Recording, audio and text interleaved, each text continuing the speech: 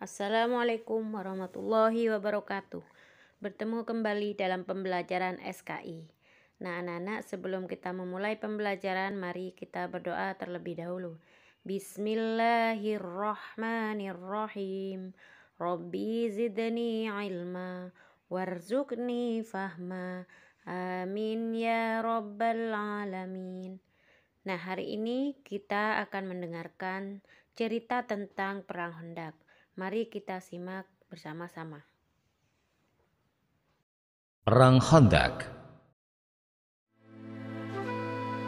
Perang ini dinamai Perang Khandaq karena adanya parit yang digali oleh umat Islam dalam upaya melindungi kota Madinah. Kata Khandaq yang dipakai dalam bahasa Arab berasal dari bahasa Persia kandak yang berarti itu yang telah digali. Meskipun sudah hijrah ke Madinah, namun Nabi Muhammad SAW dan pengikutnya masih terus mendapatkan tekanan dari kaum Quraisy Mekah.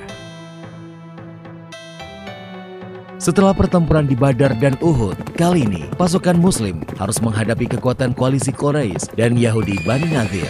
Sebanyak 10.000 pasukan koalisi bergerak mengepung Madinah.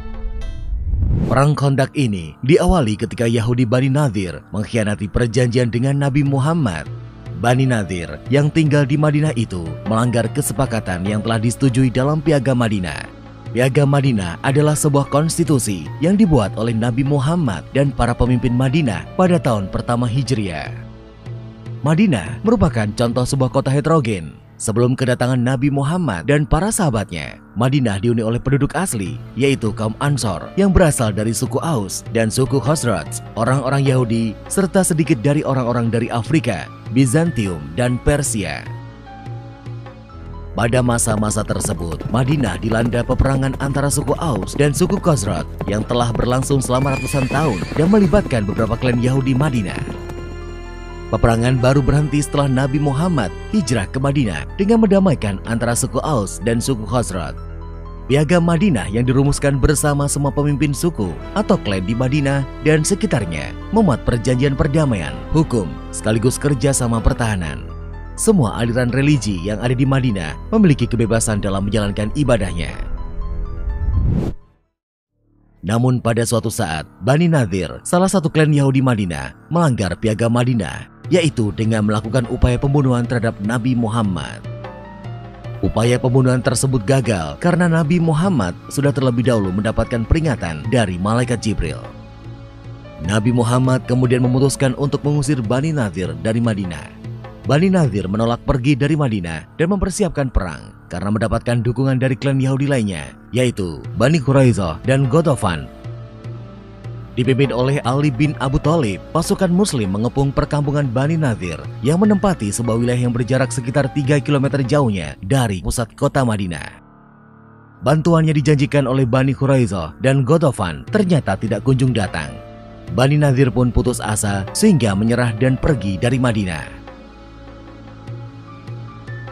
Terusirnya Bani Nadir dari Madinah ternyata menyisakan dendam. Para pemimpin Bani Nadir pergi ke Mekah dan menemui Abu Sufyan.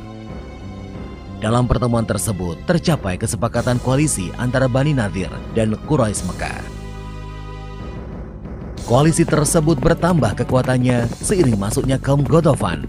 Dengan demikian, Abu Sufyan dan para pemimpin Mekah akan menyerang pasukan Muslim dengan kekuatan yang jauh lebih besar. Alasan penyerangan ke Madinah ini selain karena dendam atas kekalahan dalam perang sebelumnya, tetapi juga karena kehadiran kaum Muslim di Madinah merupakan ancaman besar bagi perdagangan kaum Quraisy ke Syam. Perseteruan itu mengakibatkan rute-rute perdagangan ke wilayah Syam menjadi tidak aman bagi para pedagang Quraisy. Selain itu, berkembangnya agama Islam di Madinah membuat pamor kota Mekah semakin turun sebagai kota pusat keagamaan. Abu Sufyan beserta para pemimpin Quraisy Mekah bersepakat bahwa perkembangan kaum Muslim yang pesat sangat membahayakan posisi mereka dan itu harus dihentikan.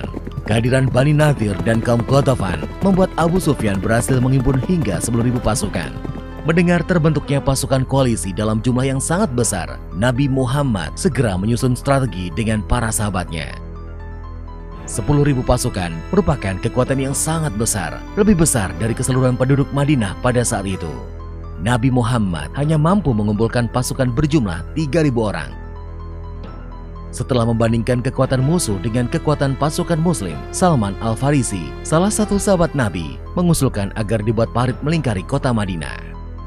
Sebuah parit di mana kuda perang terbaik pun tidak akan mampu melompatinya. Nabi Muhammad menyetujui ide Salman Al-Farisi. Sebanyak 3.000 pasukan Muslim bekerja bahu-membahu menggali parit yang harus selesai sebelum pasukan koalisi tersebut sampai ke Madinah. Setelah bekerja keras selama 6 hari, pasukan Muslim berhasil menggali sebuah parit dengan panjang mencapai 5 km melingkari kota Madinah dari sisi lembah atau area masuk kota.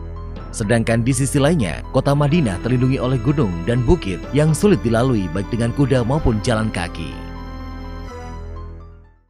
Bulan Syawal tahun ke-5 Hijriah, pasukan koalisi sampai ke Madinah, sebuah pasukan terbesar yang berhasil dihimpun oleh bangsa Arab pada waktu itu. Pasukan koalisi ini dalam bahasa Arab dikenal dengan istilah Al-Ahzab, sehingga perang ini kelak juga dikenal sebagai Perang Ahzab. Keberadaan parit di luar kota Madinah ternyata tidak diduga pasukan koalisi. Hal yang bisa mereka lakukan adalah melakukan pengepungan sambil mencari celah untuk menerobos masuk ke dalam kota. Pasukan koalisi yang tidak bisa menggerakkan infanteri maupun kavalerinya terpaksa melakukan serangan jarak jauh dengan menggunakan panah. Pasukan Muslim pun juga membalas serangan tersebut dengan menggunakan panah.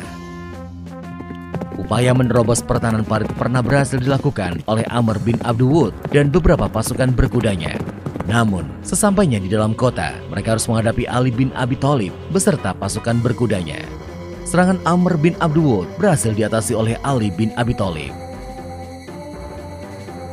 Beberapa pasukan berkuda koalisi lainnya berusaha melompati parit, namun gagal dan berhasil dihabisi oleh pasukan Muslim.